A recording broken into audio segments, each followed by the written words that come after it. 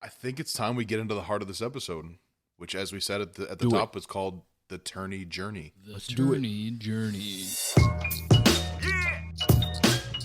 What goes into a tournament? It's so much more than your typical player probably realizes. Anybody who's put on a tournament before, this is going to be, standard common knowledge to those people. But if you've maybe not, and hopefully we shed some light for those people too. But for people who have never put one on, let's say you've only played, I think this will be a really informative segment for those people. Sean and Ryan and I talked before this all started about what does that checklist look like, and I bet a lot of people would say that the process starts in different places. But Sean, you really hit the nail on the head. I think when you said if you want to put on a tournament, the very first thing you figure out is your intent. Yeah, absolutely. Why are you doing it? Is there for a lot of the stuff that I do, is there a fundraising effort? Is there a purpose? Is there things happening where you're trying to raise funds for incarcerated? Great example.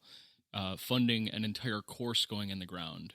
Is it just a sanctioned event where you're just doing that annual thing like Illinois State's? Not that that's a bad thing, but there are many different intentions when it comes to starting a tournament. Why are you doing it? So it doesn't have to be for a noble cause. I mean, when you do have a noble cause, that's great. But it can just be, I want to have a good time with the homies. It can be that. It can be that. I think a lot of annual tournaments have started out that way and have just grown to the point where if they weren't there every year, we would miss them dearly. And that's not a terrible way to start at all. At this point, I don't think you could find an open weekend, but if you wanted to fill a hole in a weekend with a tournament like that, that's a great reason to do it too. But whatever it is, I feel like there's got to be some kind of intent, Yeah. And again, it doesn't matter. It doesn't exactly matter what it is. It just matters that you know what it is. Whatever it is, lay that out so that it guides all of your planning for every other part of this checklist. Needs to be able to come back to your sort of mission. Why are we doing this again? Right. Okay, good. That's going to guide these, when you have 50 decisions to make in the next, weeks or months that it takes you in the buildup, having the intent be clear, that's going to make all the difference in the world and what happens in the end. Yeah, I mean, this is a conversation I just had with a local golfer. Shout out to Corey Simonich here in the shop a couple days ago, a guy that has played many events who I had no idea wanted to start running events. And he came into the shop and we talked for a couple of hours. And, we started talking about, when and where and why and all answering all of those questions. And, he thinks that there is a niche for, maybe doing some events at courses that don't really have events at them, like Shorewood and Round Barn, and navigating how we can create better relationships with those park districts so that can become a regular thing. So, in a time where you would think that it's pretty concrete and who's going to run what, a guy out of left field that I would have just thought as a player seems to be wanting to get very active in the scene. So that's awesome. That's filling a gap too, because we typically overlook courses like Shorewood, and we had used Round Barn in previous years, but we just don't seem to use it anymore. And it's because of relationships with the park district and things like that. But Shorewood, is a great course and it could use some love, and that could be, the kicker. That's what gets it started. Let's do it, Yeah. I mean, Shorewood is a great example. I've had not only Corey, but also another shout out to head of the Birdie Babes, Amy Laskowski. Same conversation where she wanted to do, I believe it's a women's global event at Shorewood. I could be wrong. Sorry, Amy, but I'm pretty sure that's what she wanted to do. She reached out to the park district and they didn't know how to answer her questions. So we kind of have to navigate these things when dealing with these cities and park districts where we can't expect them to know how to handle this, because in some cases, like Shorewood or maybe like Round Barn, they don't realize that when we're doing these tournaments, all the money's going back to the community. So I think that they kind of have some rental fees and charges in place that are a little skewed from what we're attempting to do. And I think the more that we kind of knock on their door and explain to them what's going on, the easier it's going to become. And they're going to go, oh, okay, cool. Yeah, Amy, let's do this. Why would we charge you? Or kind of get involved and stuff like that. Like we saw with Casey Glade last year with Mayhem at Marilla in October, where she went to the city of Streeter and then just kind of kept bugging them until the city of Streator was like, okay, cool, we'll line you up with some local companies and give you a bunch of money. They added like $2,500. It's I think. fantastic. Wow. Yeah, covered a bunch of costs for the event. It was once they realized what was happening. Yeah. So instead of giving you, the standard, here's what it is if you want to rent the park, right. which we could do if we wanted to have a picnic, under the pavilion. To them it's the same situation, right. but once you get that in their mindset and get the wheels turning, I think that's a great idea. Don't be discouraged. Understand that when you're going to the city, they don't always know what that is. So yeah, that's a great example. You figure out what your intent is, and you've used this expression a bunch of times, the ripple effect. Yeah. Like you figure out why you want to do it and watch what happens, not just from like you sticking to your plan, but like everything that happens around that. It's, it's amazing. So, okay, you've got your intent figured out. You know why you want to have an event. The next thing on your checklist, what do you guys think? We just show up to the event, Yeah. I think calendar check. Yeah. You got to take a look at when is it possible, especially in our area, where we can't play. It's hard to do tournaments year round. So when the weather's good, everybody's kind of on top of each other, trying to get like every weekend something's happening. Yeah. So the calendar check is like, what's actually like, when's a weekend that's kind of open? When can I do it? Right. I mean, you've got to have almost a year's worth of forethought in that, and with the GJTS stuff that we do, and things like Clash, like we've got to have that a year in advance almost, in some cases to get those weekends. So, that's an extreme. For 8 years, you had to get dates in October of the previous year, of the current year for the following year. Yeah, and meaning from the Illinois State coordinator. Yeah. I mean, so what Alex is referring to, the calendar, is reaching out to your state coordinator and giving him your dates. So the way that we do it with Mike Krupika is he just basically has like a Google Calendar type of thing where you enter your dates, and then you're entering in like a possible secondary date so that he could coordinate all of those things and get everybody their weekends. But sometimes it changes.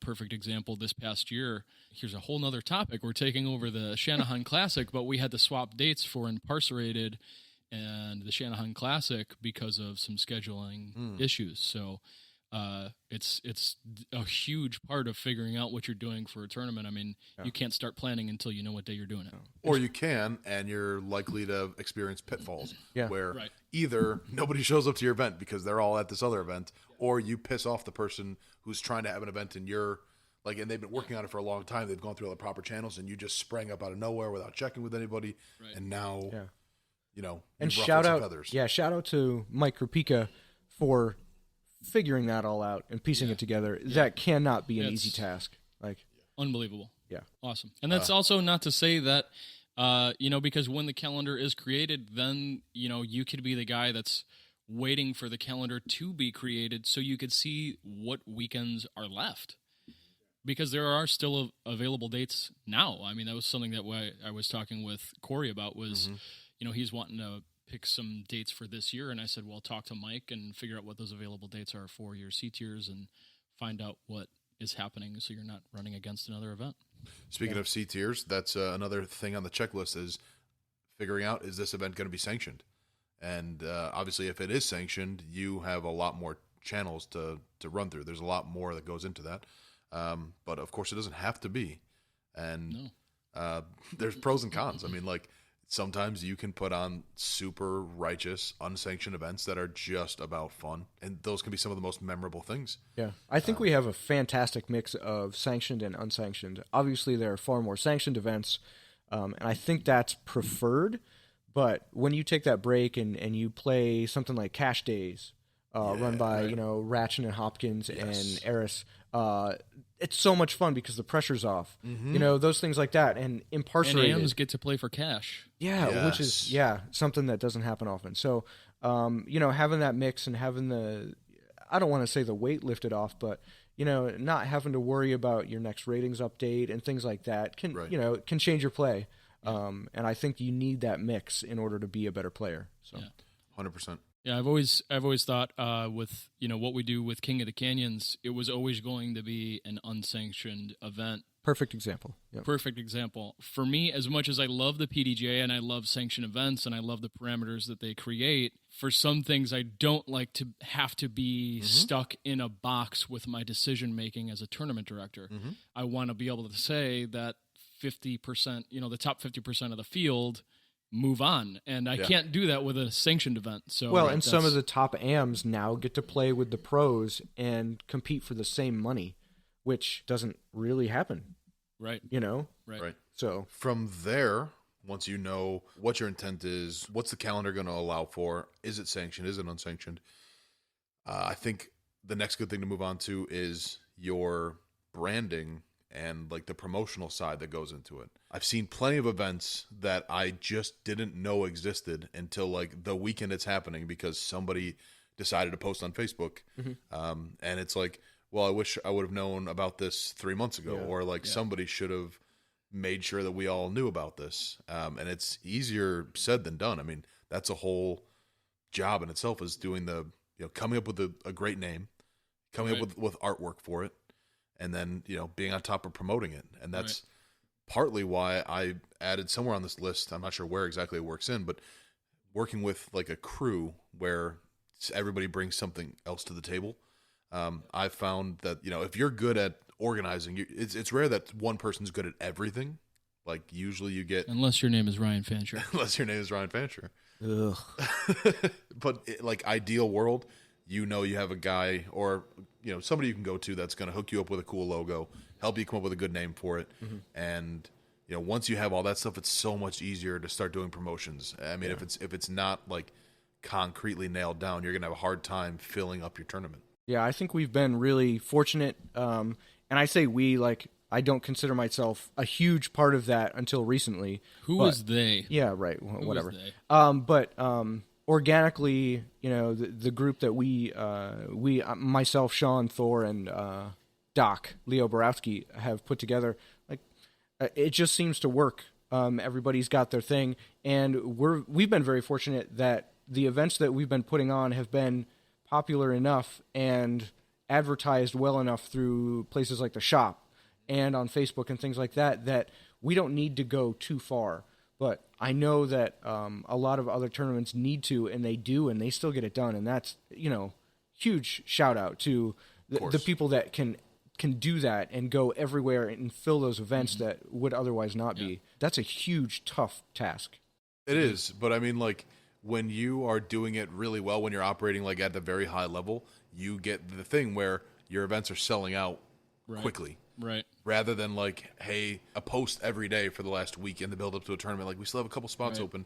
That's going to happen, of course. But if you're really on top of your promotion and branding, like when things are firing on all cylinders, you get that result where like it's full way before you have to worry about it. I mean, I've had that conversation with a couple of people with some new groups. We talked about Circle One earlier. Scott Rangel, I've had conversations with him here at the shop about like how to successfully run an event. And the first thing I say to them is like, come correct, because the bar is getting raised, and I'm not tooting our own horn, but we don't mess around when it comes to tournaments in J-Town. So the bar is very high.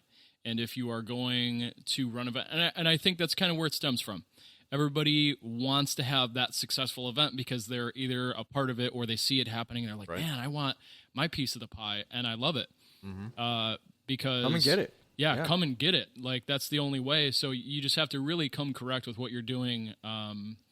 There is no such thing as over promotion. Like, I am borderline annoying when it comes to events. Like, the whole, hey, 2 minutes or an hour, or like, set your alarms, like that matters because everybody has things going on. So I like to be the reminder guy. Like, it's not, hey, come to my event because it's going to be cool. It's like, don't forget, because I know how forgetful all of you are. So disc golfers forgetful. So little shout outs on Facebook. There's no such thing as share that's why we have those pages. That's what, I mean, my God, we could have a whole episode about the use of Facebook within the disc golf culture and how big of a tool it's been for growing every single disc golf scene across the world. I want to plug in something else that's not really on this little checklist we put together, but it's back to the thing about having a crew and like knowing sort of where your strengths and your weaknesses lie. I am, again, I don't want to toot my own horn, but I know my weaknesses and strengths. Like, I'm decent at promoting stuff. Like, that's somewhere that like I like doing it. So I won't even say I'm great at it. I just like doing it. But I am also not very good at organization and details sometimes. And so, like, one person that I've worked with to help make sure that any events that I've put on through Disc Golf Chicago, that those actually go well, is I've teamed up with Ishmael Ochoa from, J-Town, and he's involved everywhere. Everybody knows Ish. But Ishmael is a guy who I know handles details. Like, he doesn't let anything slip through the cracks, and he's on top of, like, all our PDGA regulations, and, like, I could not have ever put on a sanctioned event if it wasn't for teaming up with the right guy. Feel it out with your crew. Who absolutely. I mean, that guy for us is Thor Batchelor. Like, he is he's a knowledge savant. is deep, is so deep. And the same with Leo Borowski as well. I mean, it is so important to what we do that we have those guys that are Johnny on the spot. We can always, like, great example, our pop-up event in Plainfield. I didn't have to think for a second whether or not Thor was going to be there with the trailer, with 18 baskets and setting up the course with a golf cart. Like, he's there. Because that's where he excels, is like that type of thing, and the logistics of kind of setting things up. That's a huge part. Yeah. Huge part of it. Yeah. And the crazy rule book that is in his mind. Yeah. It's that kind of thing, that the obscure that someone will ask, and I will not have the answer, right away. I would need to look it up. We'll look it up. Not ever going to lie about it. I'm going to look it up in that book or on the phone. But Thor's like, nope, this is it, and this is why, and here's where you find it, and there's your answer. Every team needs that guy. Oh, yes. Man, it's fantastic. Definitely. Yeah.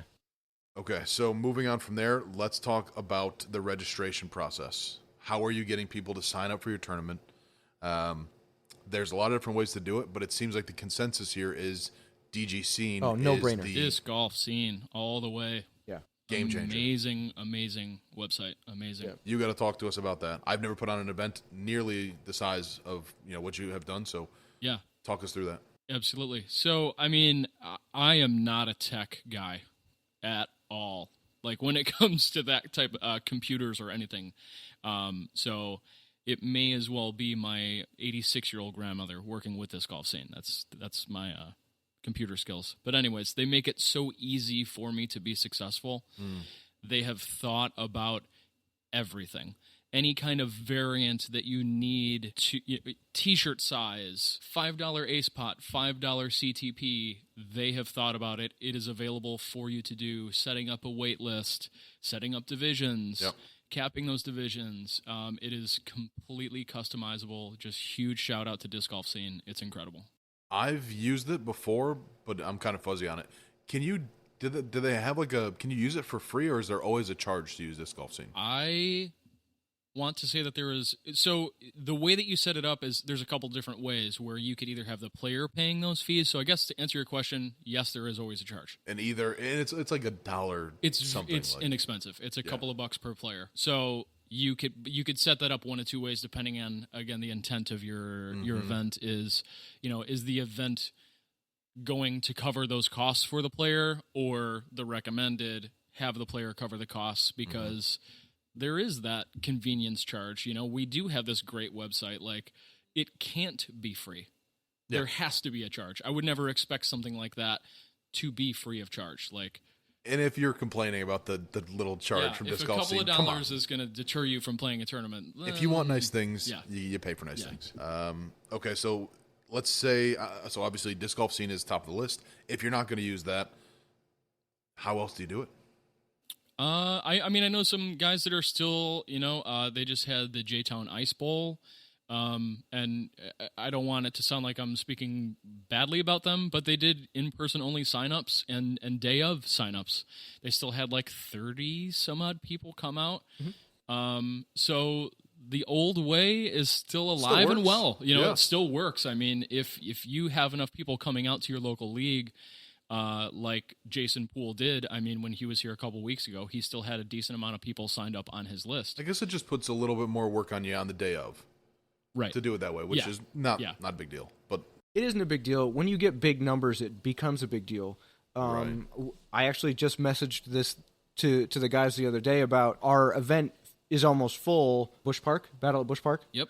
And the sooner it fills, the easier it is for us. Sure. Because we now can have, the player cards and the sign-up sheets and sizes for player pack items. Right. And all of those things now can be organized. Whereas, day of sign-ups, that's you rough. really have to wing a lot of your decisions. You have to wing, the decisions, You're kind of, are all kind you're of made for scrambling you. enough as it is, even with using Disc Golf Scene. The the guy walking up that's like, okay, I'm here. Yeah. Now what? That guy's going to show up. You're starting from scratch with, okay, all of the things that could be covered on a website in an about section that as a society we're pretty used to doing by now. That's the expectation, I think, of the modern consumer, I'll say. Yeah. But also, I love that I've found so many tournaments through Disc Golf Scene that I didn't know otherwise, because, if it's only promoted through some club's page, or there's so many events that I would never have known about unless I just went to Disc Golf Scene and was like, what's happening next weekend? Yeah, you can search every event that's or on I'm there. traveling. I'm going to be in Michigan next week. Absolutely. I wonder what's happening. By I'll check out location. Disc Golf Scene. Yeah. It's really funny, speaking of Disc Golf Scene, I could be wrong on this, but I think that it just started as almost like a Facebook page for disc golf. Because I had a Disc Golf Scene profile from back in 2011, 2012. Wow. And then hadn't really thought about it for maybe a good 5-6 years until I started running my own events, and I'm using Disc Golf Scene, and then my profile was linked to what I was doing, and then I had the ability to go back and look at that profile and the awful decisions I was making in my disc golf bag and the discs I was choosing to throw. It had all that stuff, like what's in your bag. Yeah. So it was like a Facebook page for. It was almost like a disc golf. MySpace, Yeah. Hey, I'm gonna throw this, and this is in my bag, and these are the MySpace colors for of my disc golf. discs. The list and, of aces that you had and stuff like that. Just the stuff you can nerd out on. It's pretty cool. Yeah. It's definitely come a long way. Yeah. Working with that website, I literally will message them and get responses within 5 minutes, breaking everything down. I mean, they are awesome. Pete, I'm drawing a blank on his last name, but he always gets back, and it's amazing. Yeah. Taking events to the next level. Let's go to the next point on the list, which is budget. And there's a lot of things tied into budget. I mean, your players pack is going to be part of that conversation. Your trophies, your payouts. There's a lot, and there's a lot of moving parts when you start talking about budget. So one of you guys want to start walking us through, you're going to put on an event, you need to figure out money. Where does that start? Yeah, I mean, it all starts with figuring out how much you're going to charge, which is a little bit of a hot button topic lately. There's been some guys commenting on some of our stuff from maybe an OG disc golf scene from the 90s and early 2000s that have been, hang on, wait, I was playing disc golf tournaments 15 years ago and it was $30. Why is it $50 to play? And my answer to that is that because things cost money. It's 2020. The only way to make events cool is by having money to work with. The only way to have money to work with is to charge people to come out to the event. Well, and I think the only time I've ever heard that is before the event, and I have absolutely never heard anyone come up to us and say, this event was not worth the X amount of dollars I paid. Yeah. Sure. Right. In fact, much the opposite. Yeah. This was one of the best run events, or, this event in player pack items alone was worth the money, that kind of thing. So you got to take that into consideration. You got to spend money. The player, it's going to come. I mean, That's and a rebuttal to that is always going to be, well, what about sponsorship money? What about outside money? And depending on the level of tournament that you're putting on, sometimes that stuff is available. I mean, speaking from my perspective, there are companies that I work with that are, their sponsorships help on specific events. So, that sponsorship, and it's a lot of work to go out and find companies that are willing to go yes to a $100 check or a $500 check or $2,000 check. And you can't water that down sometimes. They do one big event. You can't go back to them and say, hey, but there's a bunch of others. How about more money? You It's can't difficult. do that. Yeah. Anybody who hasn't done that really cannot appreciate how difficult that job actually is. So my background is in sales and marketing, and I am selling advertising and sponsorships 9 to 5, Monday through Friday. I can tell you that I've hired and let a lot of people go over the years who come in to the interviews and they're like, of course I can do this. Like everyone tells me I can sell, and you go through the process of like knocking on all those people's doors, giving them your offering, and let me tell you, it's way harder than most people think. Yeah. And sometimes, no matter how good your event is or how awesome the thing you have is, it all comes down to how you convey it. And like, right. you can have something awesome that gets rejected by tons of people because you don't actually have the knack to like put it forth in the right way, or like, the business savvy. I mean, there is so much that goes into just talking to somebody who might want to sponsor. Yeah, I mean, then, what's the ROI for a company that gives you $2,000? How does that make sense for them? We work with huge shout out to Pollyanna Brewing Company, now with 3 locations in Lamont, St. Charles, and Roselle. Yes. My wife works for the company. Sorry that took so long, guys, but we love you. What we've done with them is we've had player parties at Pollyanna where we bring the people to the companies, and that in itself is not easy to coordinate. Yeah, and just being totally frank, sometimes works really well and sometimes it doesn't, because the draw is sometimes just not there. Yeah, you can't force people to come out to a player party when you're also asking them to tee off at 7 a.m. the next morning, when what we're asking you to do is come out and support a company where you're having a couple of beers or whatever, or you're just kind of at home getting into tournament mode and you want to get to bed early or whatever. So it's sometimes very easy, it's sometimes very difficult. Yeah. Every advertising or marketing venture is a gamble in some way, and the idea is to take smart gambles, and to get a company on board with taking a smart gamble on your event, that requires a presentation. It requires a good relationship with that company.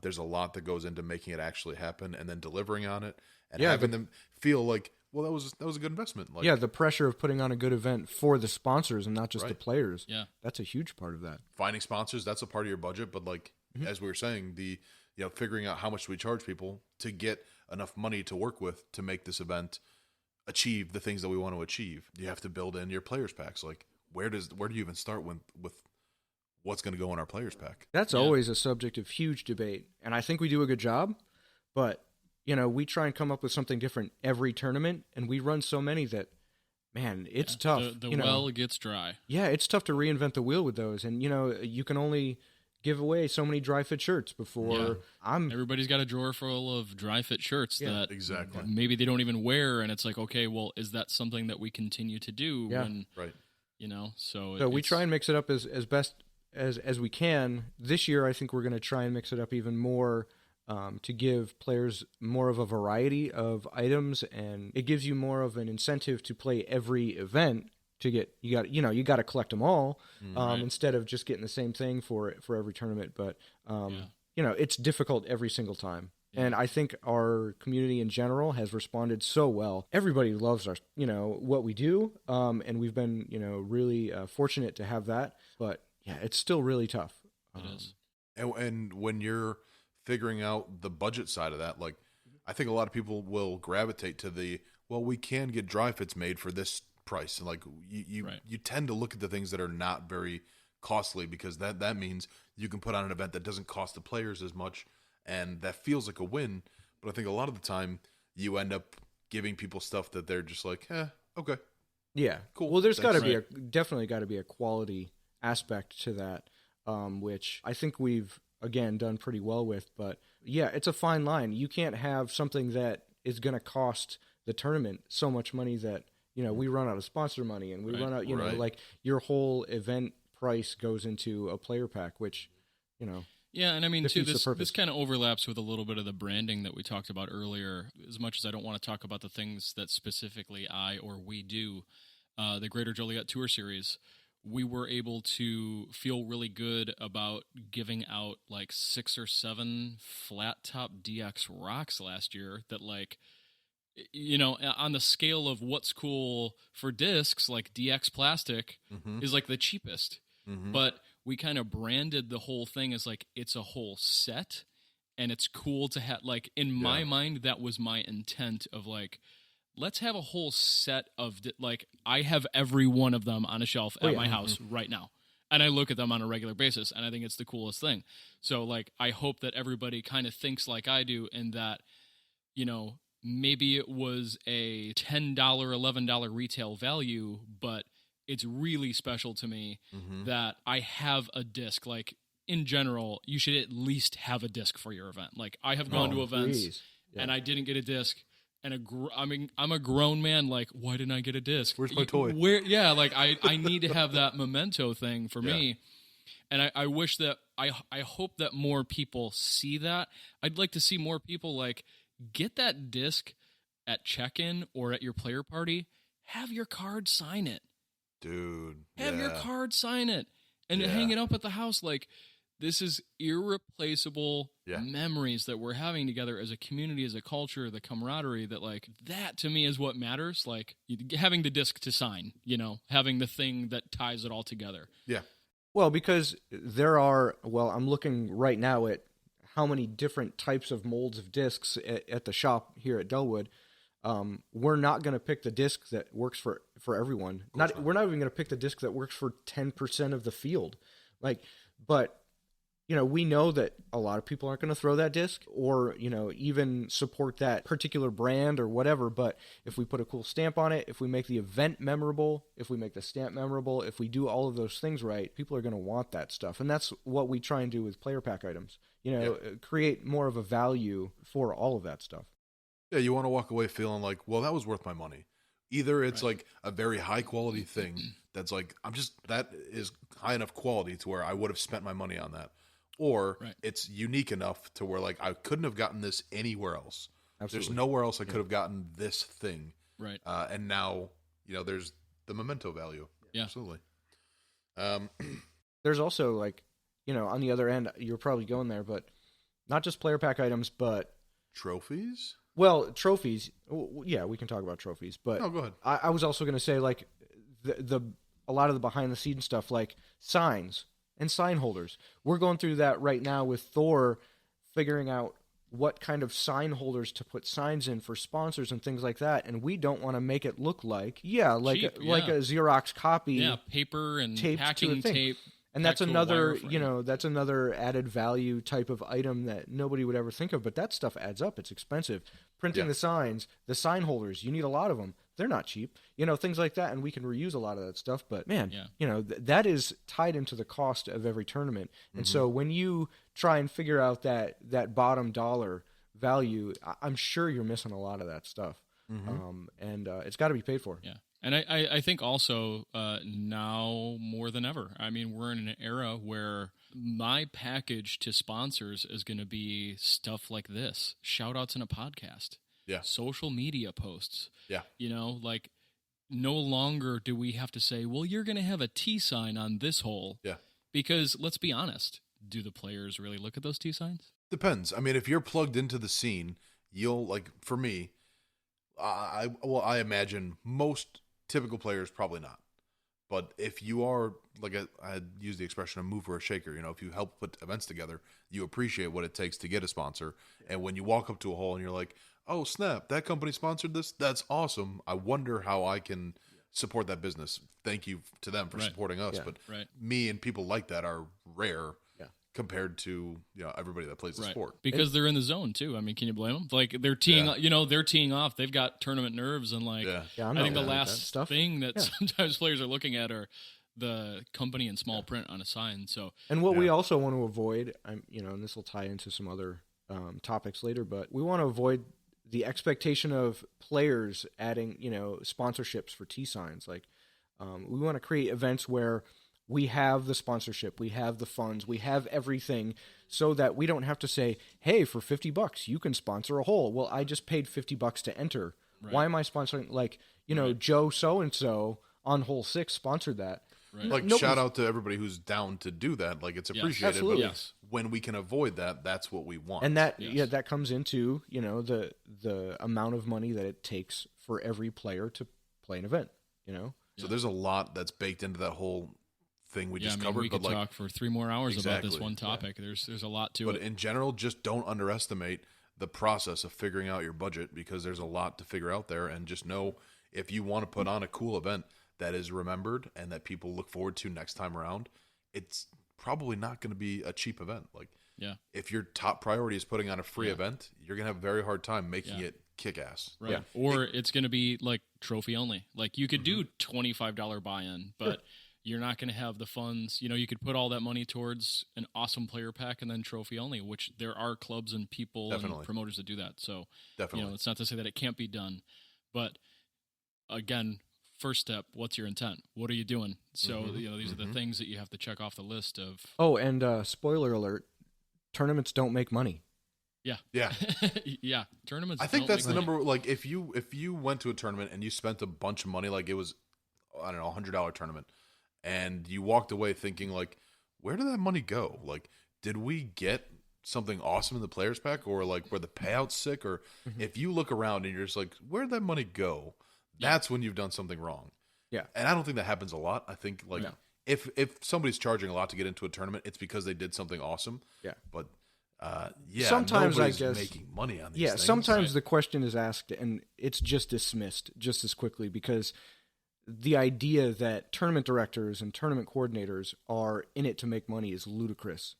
And some if do. you were, God, some can. I mean, the PDG totally has it set up to where it's almost impossible. Yeah. To like, the money has got to be allocated. Well, and HB Clark down at Bowling Green, is that his name? Yeah.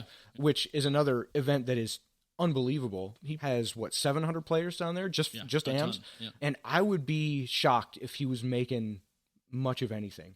Like, it's just so hard. And if he is, great. And you know what? He deserves it. That's the other thing I wanted to say is, like, if you want people to bust their ass and put on great events, it's okay for that person to, like, be compensated. Yeah, absolutely. No, I would say that if there's any kind of evolution with all of this, I would say the PDGA needs to regulate it, but, like, there should be an itemized part of the budget on the PDGA site that says, that's interesting, any one tournament director can make up to X. Yeah, that's I'm sure we could spend a whole show on that. Yeah. But I think that would, if people's, the amount of time that you put into it, I mean, not everybody feels the same way, but if there was the added bonus of, like, hey, I killed it, this event was great, and I was allowed to make $200 from it for my time, and the event was still amazing. I worked on it for 6 months, and I made $200, which is about 50 cents an hour.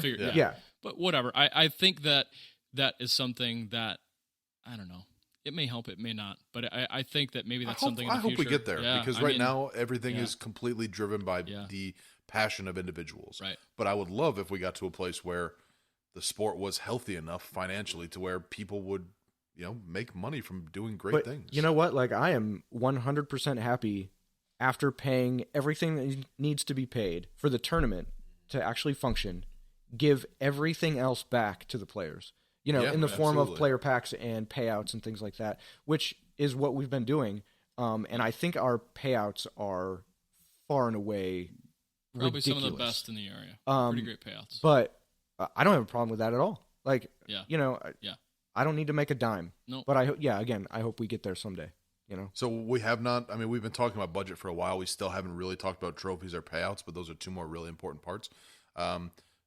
Let's try and get through that quickly. I think trophies are underestimated so often, and I'm definitely guilty of that. I've been to a lot of events where the trophy that I get, well, I've only gotten like 2 trophies ever, but I've seen the trophies. How good are you really, Alex? How many trophies do you have? Let's see your trophy I'm shelf. enthusiastic. Picks. Listen, I have maybe 3 trophies, and I made one of them by hand, and I'm so embarrassed by it. That needs to go up on Facebook for sure. In the comments of this post. Please comment it up. It looks like an 8th grade, like maybe a 6th grade art project. It's bad, and I worked really hard on it. So, anyways, if you want something that people are actually going to be like, dude, I want that trophy, just because it's awesome, it doesn't just happen. You've got to talk to somebody who knows what they're doing, somebody who has the right materials, expertise. You need to give them time. You have to figure out what's it going to cost. Like if you're not budgeting for trophies, you're going to end up with something that no one's excited about. Right. And I mean that ripples into so many, Johnny won MA3, and he does a social media post as almost all players do. And all of his non-disc golf friends and family see his post, and his trophy is a 3-inch diameter piece of wood with a marker. That's cute. You know, good like, for Johnny. So, I mean, as we are expecting the outside world to take us serious, we have to take ourselves and especially our trophies, if anything, serious, because it's being posted and talked about on social media. Totally.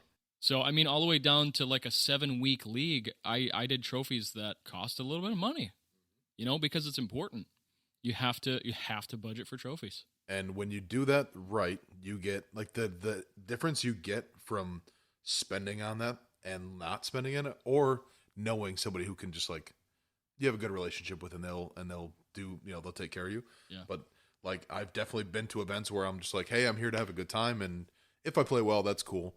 But then I see the trophy and I'm like, no, I'm gonna play my ass off. Like I want that thing on my mantle bad. I mean, one of the things that I do tournament morning is like once Ryan shows up with the trophies, lay those puppies out, get them excited, get them wanting those trophies. I mean, we can dive into a whole thing about Tournament Central, but having that stuff out and available for them to see that we put in the work to make these for you. Not make them because we had to, as per a PDGA. You know what I mean? We went above and beyond for you. Right. And that's right when they walk up to Tournament Central. So, yeah, build that into your budget. If you don't, you're going to end up with something that just nobody's excited about. And shout out to Ryan Fancher for making the dopest trophies. Okay, now there's only one last thing really, because squad is the last thing on the list, and we've kind of already covered squad.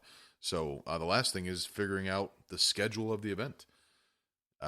You can do that a couple different ways. I know you have a lot of experience there, Sean, by working with events that have tee times, figuring out. I mean, there's a lot that goes into it. I can't even be the one to start that conversation. Yeah, I mean, so you're going to have two schools of thought, at least, you know, with my experience. You're going to have a shotgun start, which is going to have you locked in to a certain amount of people that can play the event.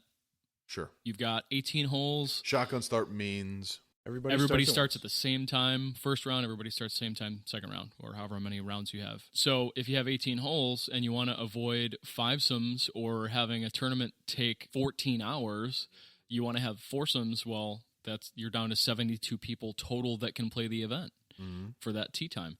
So the other way to do it is by using tee times every 8 or 10 minutes like we have done in the past and now are doing for all of our local C tiers, which allows 30 more people to play? Yeah, 112. 112? Yeah, is what we're doing now, yeah. Every 8 minutes. So we switch up what divisions start at what time. We have tee times that start at 8 a.m. It's not always the same division every time with the early tee time. And I don't want to say it's because it makes our lives easier as tournament directors and assistants, but it does. Right. It allows more players. It allows us to... in an ever-growing scene. I mean, it's not because, for any other reason other than we have so many people that want to play. I think there's a lot of other benefits, too. I mean, getting more people involved is great, but, like, from the player side, when you walk up to the tee pad and it's your tee time and, I don't know, there's, like, a little more attention on you. It makes it more special. No, for it's sure. More special, for sure. Well, and just the timing issues altogether, like, if MA1 plays a little bit later, MA1 doesn't have to get up at 5:30 in the morning, which is great. And if you are one of those people, that loves to get up early and you're playing, one of the women's divisions or, MA40 or whatever, that tees off at 8:10, you can play 2 rounds and be done by 1:30 or 2 o'clock. And what? Yeah. That's unheard of. And that's fantastic. You've got half of the day, which is neither here nor there for a lot of people, but that makes a huge difference. And as tournament directors and, tournament assistants and whoever's helping out, having those cards come in 4 at a time instead of 90 at a time, everything else falls into place a lot easier. And I think everyone sees that and sees how much more smoothly it plays out. And I think that just adds to the whole value of what's going on. Yeah, I mean, and you can have a 5-minute player meeting with 4 people instead of 200. Where you're going to have 10% of the people are listening. Oh, absolutely. Absolutely. at most. Yeah. So I get to look 4 people in the eye and go, this You is the understand OB this? on hole 15. Yeah. Look at me. You hear me. This is what it is. And it's locked in. I know that they're Yeah. not going to have any issues, which is, again, a huge part of running a great event. Yes, sir. And we kind of happened upon that almost by accident with our pop-up tournament last year at the Workforce Brewing in Plainfield. There was really not going to be another way to do it because with a pop-up event, no one had seen the layout. And the way the layout was, some of the holes were so far away that a shotgun start would have been prohibitive. We would have spent 20 minutes explaining how to get to hole 12. Absolutely. And so to a group of people. Yeah, and so having one card follow the route and then every other subsequent card follow them to, a pretty easy path all the way back around was a no-brainer. And then we realized that, wait a minute, now that we're doing tee times, so many more people can play. Mm-hmm. And it became, the obvious answer to the problem. Let me ask an obvious question then. Why is it that so many, in my experience, most of the tournaments I've done are shotgun starts? Mm-hmm. Why is that sort of the go-to? I think that's just facto, I think that's just been the format. I don't want to say that it's right or wrong. It's just what people have done. what we've expected. Yeah. Yeah. And maybe So- the tournaments don't necessarily fill, or the wait lists aren't big enough that it becomes an issue with right. It's all player to scale too quantity. with the growth of disc golf in general. Yeah. When you only have 60 for the players, last 30 years, other than some big events like GBO and Ledgestone and stuff like that, events aren't selling out in 10 minutes. Right. It's been the Well, walk-ups. how could you It's have been all of this stuff. without disc golf scene and without And social media? Facebook, That just couldn't absolutely. have happened. Right. So I think that's why. But as we're getting into the era of local C tier selling out in 20 minutes, we have to evolve. We have to figure out a way to have more people. So you can only do that one of two ways: play more holes or do tee times. and more holes, especially earlier on in the season. Like 2 years ago, we played our first Tour Series event here at Delwood, and it was far dark before even. Yeah, I mean, that's the we were worst. wrapped up and going home at 9 o'clock. Yeah, it was 8:30. rough. It was I mean, rough. for That makes it everyone really that got there hard at 6 for a.m. a lot of reasons. But I'm, I don't have a family yet. I mean, God willing, hopefully eventually. But I mean, even just with the wife at home, that's like, it'd be great if you got home like at a reasonable you said time. you were going to be home at 6:30. Exactly. It's Yeah. 9 o'clock. Exactly. Yeah. Yes, that makes a huge Yeah. difference. And Yeah. for people who do have families, it's even bigger. Like to know you could be done by 2. And Oh, that's the realistically- difference between signing up or not. for some Exactly people. for, Yeah. for a lot of people, 100%. And the great thing on the TD end of things for tee times is that it is so much easier for me to do a little bit of work more often throughout the day than rush and do a huge bunch rushes. of stuff, wait for 2.5 hours. Hurry up and wait. Yep. And then get second round teed off, and then the bum rush at the end. So as we do it to where, as the divisions are finishing, we're doing award ceremonies and payouts for those divisions. So Right. by the end of the day, the last card that comes in is the last card for that division, which is typically MPO. And they're done. We do trophies, we do payouts, and we're done, instead of adding 18 or however many different scorecards and figuring out all that stuff. Are you So it's saying you don't love when there's like 100 disc golfers staring at you? hovering around the scoreport? No, it's my favorite thing in the Well, world. the longer you stare at that scoreport, it will change. oh, it gets- definitely your changes. Your score gets will better. change. Oh, Yeah, yeah. absolutely. And the more questions you ask, the more strokes come off your final score. Right. Yes, Beautiful thing. Will the sarcasm come through? that is an entire episode in itself. An entire episode. Take a photo. Scoreports. Take Get a away photo. from it. Walk away. I swear I'm gonna buy a tent, and we're just gonna have the scoreport inside of You the tent. you and think you he's will not joking, see it. but we are I planning am that. not even joking. We should start thinking about somebody that can act as a security outside the tent. Absolutely. A giant, scary person that doesn't mind. Gary Murphy?